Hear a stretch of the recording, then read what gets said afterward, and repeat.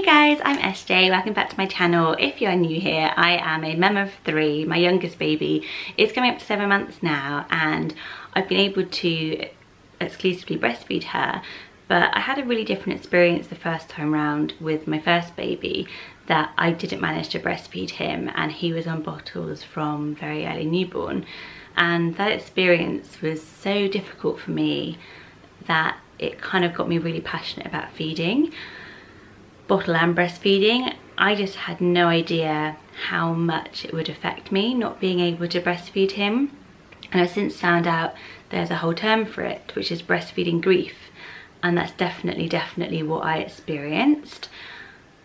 I think that when I was pregnant, one of the things I was most looking forward to about being a mum was breastfeeding. I never really heard that it was hard. I'd heard that some people didn't do it because they didn't want to, and I always just thought, well, I want to. You know, I saw myself as a very natural earth mother type, and I went to all the breastfeeding like lessons beforehand. I went and watched all the DVDs and about latching, but no one ever said, you know what, you might not be able to do this, it might be harder than you think, and that was okay. I just went into having my baby with this very strong view about being a breastfeeding mum. As soon as he was born in the delivery room, they told me he has tongue tie, you're going to need to syringe feed him, which I thought, fine. I was so overwhelmed and in love with him, sort of syringe feed him, got home, and breastfeeding for me was just pure agony. He had really bad tongue tie that led to me having really bad engorged breasts because I also had an oversupply of milk, which I've done a vlog about. I'll link it below. I was just had both my nipples were just cracked and sore. I was engorged. I got recurring mastitis, and then I also had deep thrush on both breasts as well, and this was all in the first 4 weeks of his life. I was barely moving out of bed.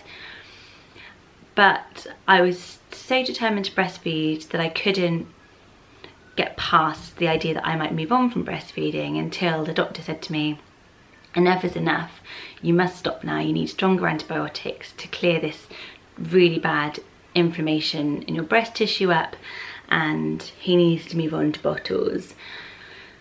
When breastfeeding finishes earlier than you want it to, I read that women are 2 times more likely to suffer from postnatal depression, and I think I didn't feel depressed, and postnatal depression didn't really feel like what I was experiencing. I didn't feel massively guilty. It was definitely grief. Like, my heart felt broken. It actually physically ached.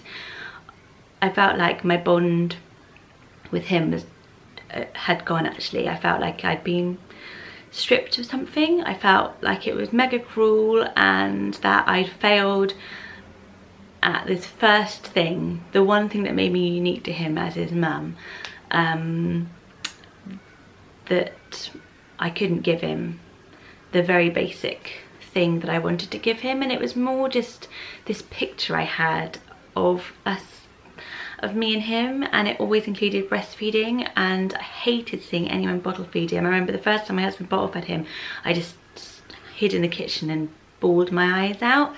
And I remember my mum put a photo up in her house of her bottle feeding him, and I felt it like a punch in the tummy, basically. Why would you put that picture up, like displaying to the world my lack of ability to breastfeed him?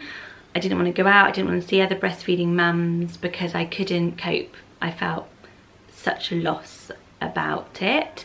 And I guess it's all down to our hormones, isn't it? And it's all down to this picture that we have. And it was the first big, I guess, bump down to reality that I had. Even though I was so much healthier and happier, he totally thrived on bottles. I was in this real state of upset about it. And I remember the health visitor came to the house and she was trying to show me how to do the bottles and explaining to me how to bottle feed, because of course they don't bother to teach you that before you have a baby, which might be quite helpful. And I couldn't process the information. You know, if you're experiencing grief and just everything seems to be happening around you and you can't quite muddle your way through it, that was how I was feeling, and I couldn't understand how to make the bottles. I didn't want to get out of bed. I cried and cried and cried and cried and cried. And I just wanted somebody to understand. I wanted some empathy. I didn't want to be told the logic, because I know the logic. It was better for me and baby, happy mum, happy baby. I knew the logic. I'm so grateful to have formula on my doorstep. How amazing is that? It meant I could go out, it meant my husband could help more. I knew all that. I didn't want to be told all of that. I just wanted somebody just to say, isn't this crap? Isn't this rubbish? This isn't what you wanted. And just to give me a hug, because I felt so bloody sad about it. And the weird thing was, I felt sad about it for absolutely ages, years. I still can't talk about it without getting really teary. And that's why I think the breastfeeding grief is exactly what it is. And I've read a few reports about it, reviews. There's a fantastic blog called Frank About Feeding. They talk about their experience of breastfeeding grief. And there are some ways, if you are feeling like this, if breastfeeding is ended before you were ready and you're grieving that loss, it's got nothing to do with how much you love your baby or your ability to cope. It's just when you go there in your brain, it feels like a bit of a tragedy. Time is just a healer ultimately at the end of the day. It does just take time, and allow yourself that time and get that everyone else has moved on and you can still take your time.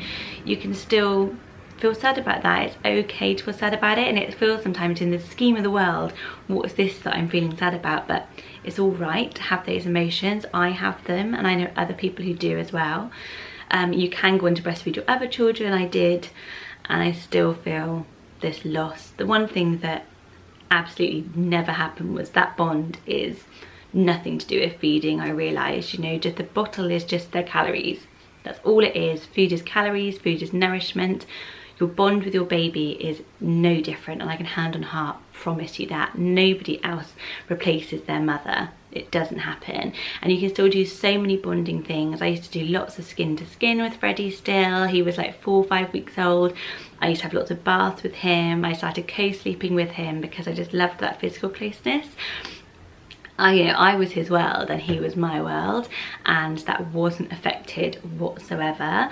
I mean, health-wise as well, he never gets sick. My breastfed babies, my second son, gets sick all the time. So, you know, you're not doing anything terrible by giving the bottle, whether you want to or just you having to earlier. I think that we need to reframe the way we talk about it as well. I think that a lot of the time we say, I gave up breastfeeding. And I don't know why we say given up. It's just so, language is so important, isn't it, about how we feel about things. And I like to see it as, you know, we moved on from breastfeeding at the time that was right for us, and just think about that. This is the time that is right for you.